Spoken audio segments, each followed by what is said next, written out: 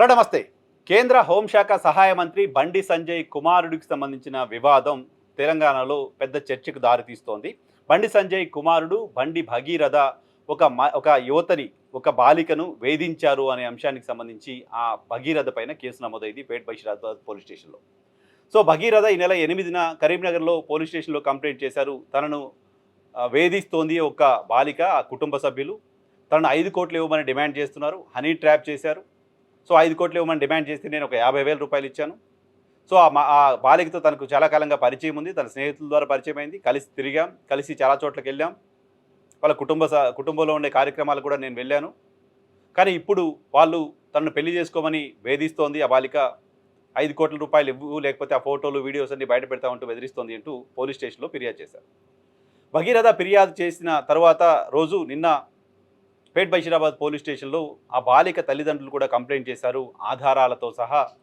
భగీరథ తమ కుమార్తెను వేధించాడని, తమ కుమార్తె పైన లైంగిక దాడికి ప్రయత్నం చేశాడని, లైంగిక దాడి చేశాడని, స్నేహితులతో కలిసి ఫామ్ హౌజ్లో తన కుమార్తె పట్ల అసభ్యంగా ప్రవర్తించాడని, మద్యం తాగమని వేధించాడని, ఈ రకంగా అనేక అలిగేషన్స్ చేస్తూ దానికి సంబంధించిన ఆధారాలతో బాలిక కుటుంబ సభ్యులు పేట్ బషీరాబాద్ పోలీస్ స్టేషన్లో కంప్లైంట్ చేశారు. సో ఈ కంప్లైంట్ మేరకు కేంద్ర హోంశాఖ సహాయ మంత్రి బండి సంజయ్ కుమారుడు భగీరథ్ పైన ఫోక్సో చట్టం కింద కేసు నమోదైంది. సో ఈ కేసుకు సంబంధించిన విచారణ జరుగుతోంది. దానికి సంబంధించిన ఎవిడెన్సెస్ని బాలిక తల్లిదండ్రులు పోలీసులకు ఇచ్చారు. మరోవైపు తానే బాధితుడిని, ఈ కేసులో తనను వేధిస్తున్నారు, తనను బ్లాక్మెయిల్ చేసే ప్రయత్నం చేశారంటూ బండి సంజయ్ కుమారుడు కరీంనగర్లో పోలీస్ స్టేషన్లో కంప్లైంట్ చేయడం చూసాం. ఈ మొత్తం వ్యవహారం చాలా నెలలుగా నడుస్తున్నట్లుగా ఇద్దరి ఫిర్యాదులను బట్టి చూస్తే అర్థమవుతోంది. అటు భగీరథ చేసిన ఫిర్యాదులోనూ తనకు ఆ యువతితో పరిచయం ఉంది అనే విషయాన్ని చెప్తున్నారు. చాలా కాలం కలిసి తిరిగామనే విషయాన్ని చెప్తున్నారు. చాలా ప్రాంతాలను సందర్శించామనే విషయాన్ని చెప్తున్నారు. సో తనకు పరిచయం ఉంది అనే విషయాన్ని తను ఎక్కడ డినైజ్ చేయట్లేదు. సో ఆ మహిళతో ఒకసారి హనీ ట్రాపే కనుక జరిగి ఉంటే, ఒకసారో రెండుసార్లు వాళ్ళు కలిసిన తర్వాత ఆ వీడియోలు చూపిస్తానో లేకపోతే బయట పెడతానో బెదిరించి ఉండడానికి సంబంధించిన అవకాశం ఉంది. ఇన్ని నెలల పాటు దాదాపు ఏడాది కాలం పైగా వాళ్ళు కలిసి తిరుగుతున్నారని చెప్తున్నారు. ఇంతకాలం పాటు హనీ ట్రాప్ కంటిన్యూస్ చేసే పరిస్థితి ఉంటుందా?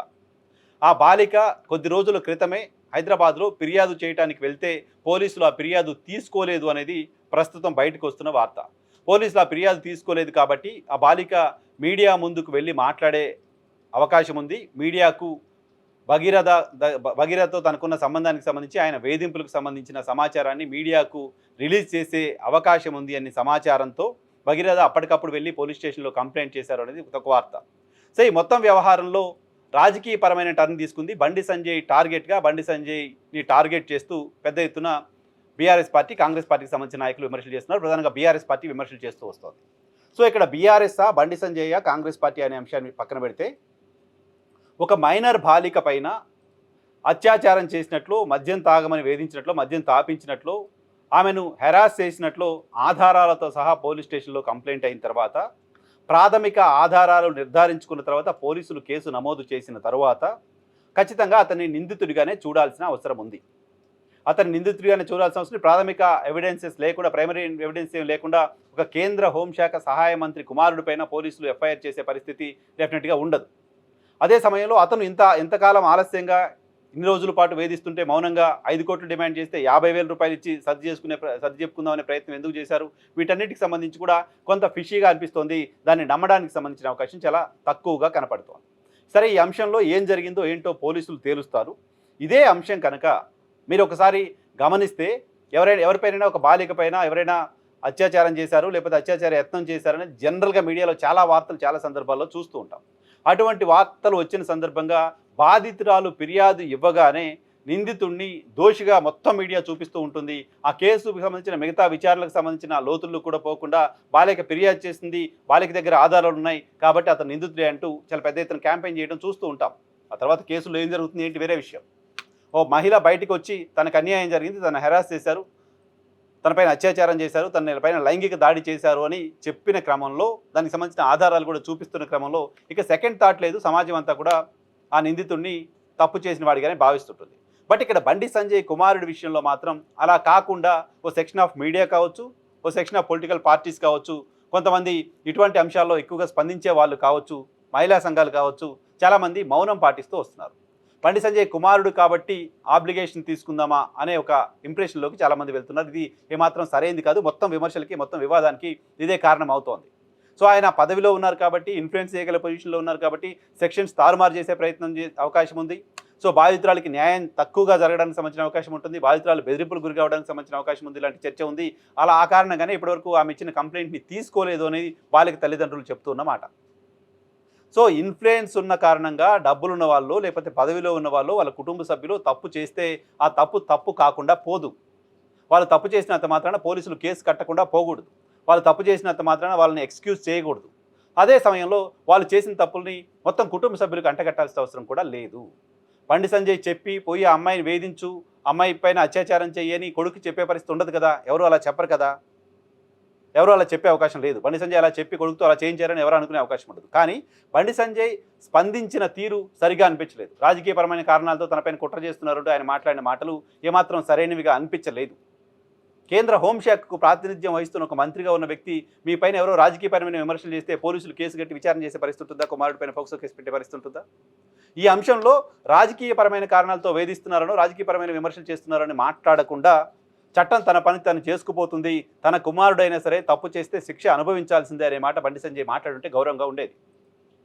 అలా కాకుండా ఆయన తనపైన కుట్ర చేస్తున్నారు అని మాట్లాడడం దీని వెనక ఏదో ఉంది అనే అనుమానాలను మరింత పెంచుతోంది. బండి సంజయ్ స్థాయిని తగ్గిస్తోంది. బండి సంజయ్ అలా మాట్లాడి ఉండకూడదు. కనీసం ఆ మహిళ కుటుంబ సభ్యులతో మాట్లాడి ఉండాల్సింది. ఇంత జరుగుతున్నప్పుడు ఖచ్చితంగా ఇప్పటికిప్పుడు బండి సంజయ్ నోటీస్కి ఇది వచ్చింది అని భావించలేం. కొన్ని నెలలుగా ఇది జరుగుతున్నప్పుడు ఖచ్చితంగా ఆయన నోటీస్లో ఉండే ఉంటుంది. ఆయనకు తెలియకుండానే కొడుకెళ్ళి పోలీస్ స్టేషన్లో కంప్లైంట్ చేసే పరిస్థితిని ఊహించలేము. కాబట్టి ఈ వ్యవహారంలో తెలిసినప్పటికీ మౌనంగా ఉన్న వాళ్ళు కూడా నేరస్తులుగానే భావించాల్సిన అవసరం ఉంటుంది. తెలిసినప్పటికీ తప్పు చేశాడు అని తెలిసిన తర్వాత కూడా కుమారుడిని సమర్థించే ప్రయత్నం బండి సంజయ్ చేస్తున్నారు లాంటి ఇంప్రెషన్ ఆయనకి ఏమాత్రం కూడా మంచి చేయదు, రాజకీయంగా ఇంకా నష్టం చేస్తుంది. రాజకీయపరమైన చాలామంది రాజకీయ నాయకులు కుటుంబ సభ్యులపైన ఈ తరహా వ్యవహారాలు వస్తాయి. ఈ తరహా అలిగేషన్లు చాలా సందర్భాల్లో వచ్చాయి.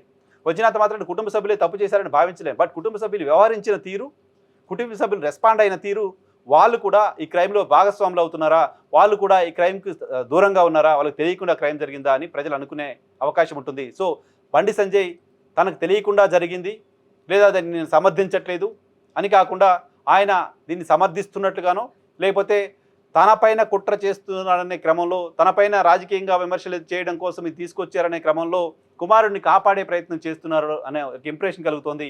ఇది మంచిది కాదు. తెలంగాణ పోలీసులు కూడా ఓ బాలికకు అన్యాయం జరిగిన సందర్భంగా మాకు రాజకీయాలతో సంబంధం లేకుండా, ఎంత పెద్ద పదవుల్లో ఉన్నవారనే సంబంధం లేకుండా, ఎటువంటి ఇన్ఫ్లుయెన్స్తో సంబంధం లేకుండా తెలంగాణలో మహిళల రక్షణే మాకు ముఖ్యమని నిరూపించుకోవాల్సిన సందర్భం ఇది.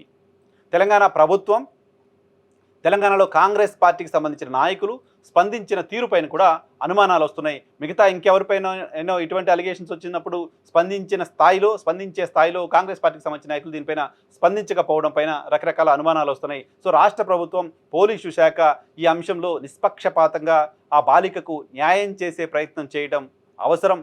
అలా చేయకపోతే చట్టం మహిళలపైన దాడులు చేసేవాళ్ళు పెద్దవాళ్ళు అయితే ఓ రకంగా, మహిళలపైన దాడులు చేసేవాళ్ళు, అత్యాచారాలు చేసేవాళ్ళు సామాన్యులైతే ఇంకో రకంగా ఉంటుంది చట్టం అని అనుకునే పరిస్థితికి సామాన్యుడు రాకుండా చూడాల్సిన బాధ్యత పోలీస్ శాఖ పైన ఖచ్చితంగా కనపడుతోంది.